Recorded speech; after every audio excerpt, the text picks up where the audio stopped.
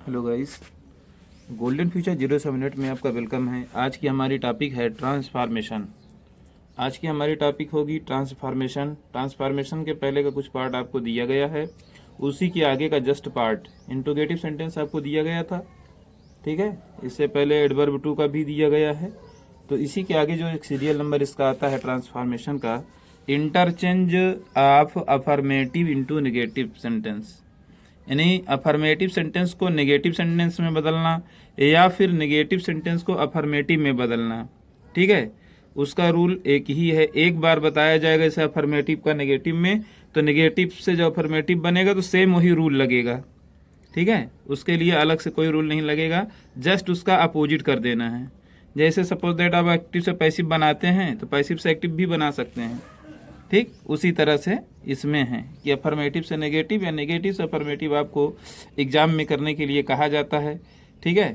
तो आप उसको बिल्कुल केयरफुली ध्यान से देखेंगे। देखिए, जैसा कि आप लोग जानते हो टेंस या फिर ट्रांसलेशन, ठीक है। टेंस में आप जानते हैं कि अफर्मेटिव से नेगेटिव बनाने के लिए हम नो या नॉट लगा देते हैं, नेगेटिव वो बन जाता है। लेकिन ट्रांसफॉर्मेशन का रूल थोड़ा सा हटके है, क्योंकि ट्रांसफॉर्मेशन जो होता है ये कहता है कि किसी भी सेंटेंस का रूप बदल जाए लेकिन इसका अर्थ ना बदले। तो यहाँ पर ये बहुत ध्यान देने वाली बात ये होती है कि इसका अर्थ ना बदले, इसकी मीनिंग चेंज ना हो। जैसे सपोज दैट पहला मैंने आपको दिया है कि अफर्मेटिव मैंने लिखा है, यहाँ पे लिख दिया है रामू इज स्ट्रांग, तो रामू मजबूत है, ठीक। और आपसे मैंने कह दिया कि नेगेटिव बनाना है, और आप ट्रांसलेशन जानते हैं, ट्रांसलेशन के आधार पे आप कहेंगे इसके बाद नॉट लगा के नॉट स्ट्रांग, यानी रामू इज नॉट स्ट्रांग। तो क्या होगा, नेगेटिव तो आपने बनाया लेकिन आपने ट्रांसफॉर्मेशन नहीं बनाया। इसलिए अफर्मेटिव से नेगेटिव बनाने के लिए जो फर्स्ट टाइप का रूल ये है कि अपोजिट वर्ड से पहले नॉट लगाते हैं। किससे पहले? अपोजिट वर्ड से पहले नॉट लगाते हैं। अब जैसे यहाँ पर आप देख रहे हैं कि रामू इज स्ट्रांग, रामू मजबूत है, ठीक। तो अब जो स्ट्रांग है, ये स्ट्रांग है ना, स्ट्रांग का अपोजिट क्या होता है? वीक होता है, यानी स्ट्रांग का वीक, वीक का स्ट्रांग ना। तो कहने का मतलब जब हमको इसको नेगेटिव बनाना होगा तो रामू इज नॉट तो करेंगे लेकिन स्ट्रांग का अपोजिट लगा देंगे। जब अपोजिट लगा देंगे ना तो इसकी मीनिंग चेंज नहीं होगी। जैसे रामू इज स्ट्रांग, इसकी नेगेटिव ये होगी रामू इज नॉट वीक। वो कह रहा है रामू मजबूत है, नेगेटिव वाला कह रहा है कि रामू कमज़ोर नहीं है। जब कमज़ोर नहीं है तो इसका क्या मतलब हुआ कि वो मजबूत है। और अगर हम डायरेक्ट नॉट लगा स्ट्रांग कर देंगे तो सीधा सीधा ये सरासर गलत हो जाएगा, फिर ये हमारा ट्रांसफॉर्मेशन ना होगा। नेगेटिव तो हो जाएगा, ऐसी बात नहीं है, नॉट लगाने से नेगेटिव बनता है, लेकिन फिर वो हमारा ट्रांसफॉर्मेशन नहीं होगा, ठीक। तो अगर आप इसको देखे होंगे तो बहुत अच्छे ढंग समझ में आया होगा। ये फर्स्ट टाइप का है, इसमें भी टाइप होता है। अच्छा, कौन किस टाइप का है? अपोजिट वाला टाइप का है, या फिर डिग्रीज ऑफ कंपैरिजन वाले का टाइप का है, या फिर और कोई टाइप का है, मैं आपको बताऊंगा। तो अभी तो फर्स्ट टाइप का अपोजिट वर्ड से पहले नॉट लगाकर, अपोजिट वर्ड से पहले, जैसे अपोजिट वर्ड जिसका इसके पहले नॉट लगाया हमने, तो ये हमारा ट्रांसफॉर्मेशन बन गया, ठीक। तो इस तरह से अफर्मेटिव से नेगेटिव बनाया जाता है। तो जिन लोगों को पता है वही लोग सही ढंग से जानते हैं, और जिन लोगों को नहीं पता है, एग्जाम में आता है, समझते हैं नेगेटिव है और डायरेक्ट नॉट लगा के समझते हैं कि हमने बहुत अच्छा ढंग से कर लिया, लेकिन वो गलत हो जाता है। तो आपको रूल पढ़ना ज़रूरी है, ठीक। तो चलिए अब आइए बात करते हैं हम दूसरे अफर्मेटिव की। जैसे दूसरा अफर्मेटिव आपको ये दिया गया है कि रिया इज ब्यूटीफुल, रिया सुंदर है, ठीक। तो नेगेटिव हमको ये बनाना होगा रिया इज नॉट। ब्यूटीफुल का अपोजिट लगाना होगा अगली, इसका अपोजिट क्या होगा? अगली ना।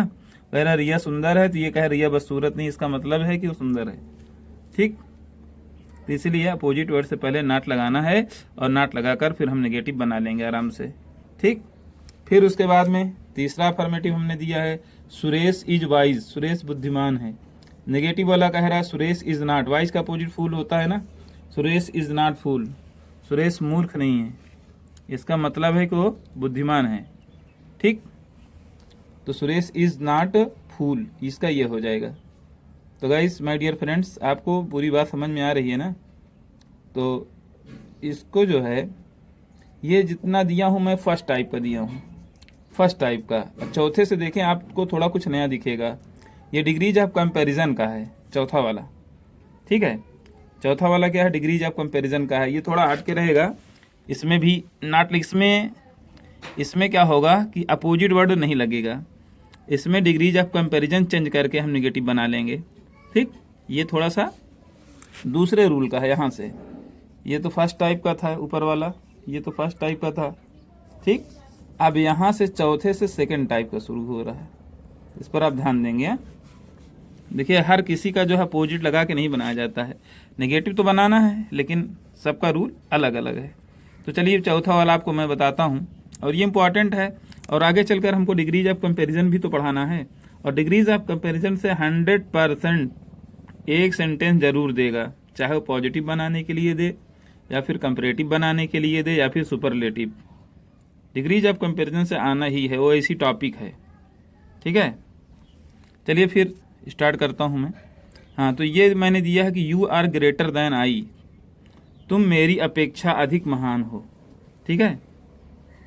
तुम मेरी अपेक्षा अधिक महान हो। तो ये इसका नेगेटिव बनाने का तरीका ये होता है कि जब हम इसको हम पॉजिटिव डिग्री में करते हैं, यहाँ डिग्री की बात नहीं है, यहाँ फॉर्मेटिव और नेगेटिव की बात है।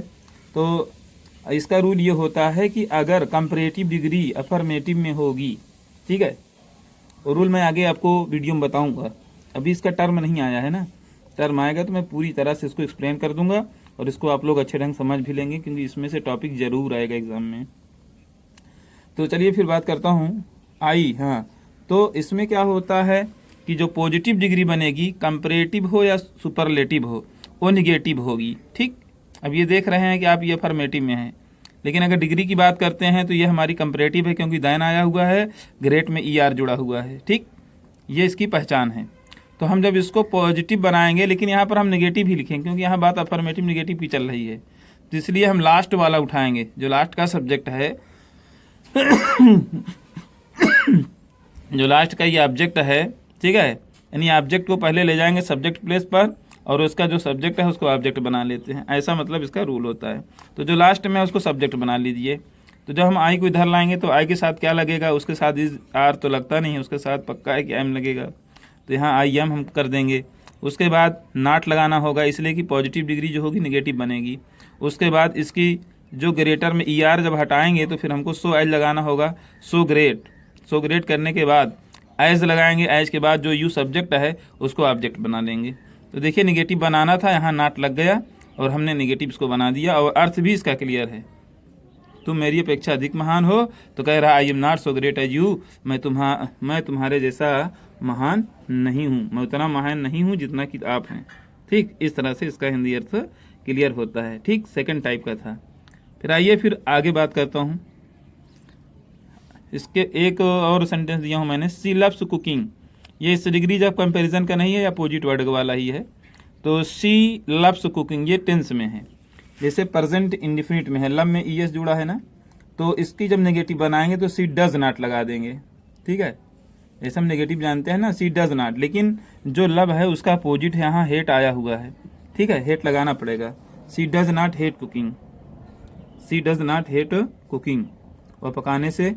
वह पकाना पसंद करती है, तो इसमें बता रहा है नेगेटिव में कि वो पकाने से घृणा नहीं करती है, इसका मतलब है वो खाना पकाना पसंद करती है, ठीक। फिर उसके बाद हाँ, ये जो है थर्ड टाइप का है, तीसरा वाला, ये थर्ड टाइप का है, ठीक। ये थर्ड टाइप का है, इसको आप देखें, जहाँ पर देखिए सा आ जाए, देख रहे हैं ना आप, सा, ये सी का सेकंड फॉर्म होता है। सा किसका होता है, सी का सेकंड फॉर्म। तो वहाँ डिड नॉट फेल टू का प्रयोग किया जाता है, किसका, इसको आप याद रखेंगे इतना, did not fail to, did not fail to ये लगाएंगे, ये थर्ड टाइप का है, ठीक।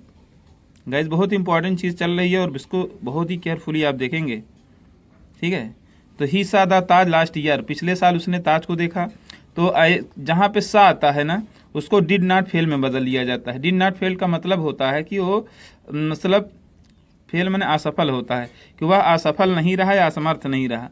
क्या, टू लगाने के बाद ये जो सा है ना, ये पास्ट टेंस का है, पास्ट पीरियड का है, तो इसको जब हम डिड नॉट बना देंगे, जब ये नेगेटिव बन जाता है तो क्या होता है, वर्ब की फर्स्ट फॉर्म V1 लगने लगती है, यानी वर्ब की फर्स्ट फॉर्म। तो सा का फर्स्ट फॉर्म जो होगा वो सी होगा। यहाँ कर देंगे हम डिड नॉट फेल टू सी, सा हमारा चेंज हो जाएगा सी में। ठीक, अगर डिड नॉट फेल टू कर रहे हैं तो वर्ब की फर्स्ट फॉर्म लगाएं, सा को सा ही ना रहने दें, नहीं तो गलत हो जाएगा फिर। ठीक, did not fail to see the Taj, बाकी सेंटेंस उतार दीजिए अब जो भी है, see the Taj last year, इतने आपको ध्यान देना है। यहाँ पर सा के बाद जैसे द ताज है, द रेड फोर्ट है, या और कोई भी संस्था या इमारत का नाम आ सकता है यहाँ पर, तो इससे कोई दिक्कत नहीं है, आप खाली सा देखेंगे। यहाँ ठीक, ये रहा आपका। तो गाइस, और नीचे मैं दिया हूँ ओनली, हाँ ये चौथे टाइप का है, ये फोर्थ टाइप का है। जितने टाइप का है सब मैं आपको बता दे रहा हूँ। अगर आपको टाइप पता हो जाएगा, सिर्फ आप सेंटेंस का फॉर्मेट समझ लेंगे ना, तो फिर चाहे जितना हो कुछ भी हो सब आसानी से हो जाएगा। रूल मेन चीज़ पता होना चाहिए। ठीक, तो जैसे only Ram was selected in the college, केवल राम का कॉलेज में सिलेक्शन हुआ या चयन हुआ। ठीक है, तो जहाँ पर ओनली आता है, ठीक है, जहाँ पर ओनली आता है, ओनली को हम नन बट में बदल देते हैं, क्योंकि नन बट जो है नेगेटिव है, नन माने कोई नहीं। तो कह रहा है none but was Ram selected in the college. ठीक है, नन बट कोई नहीं, राम का सिलेक्शन हुआ कॉलेज में, मतलब किसी और का नहीं, सिर्फ राम का हुआ ना, वही चीज़ है। तो ओनली अगर आएगा तो उसे नन बट में बदल देंगे, बाकी पूरा सेंटेंस लिख देंगे।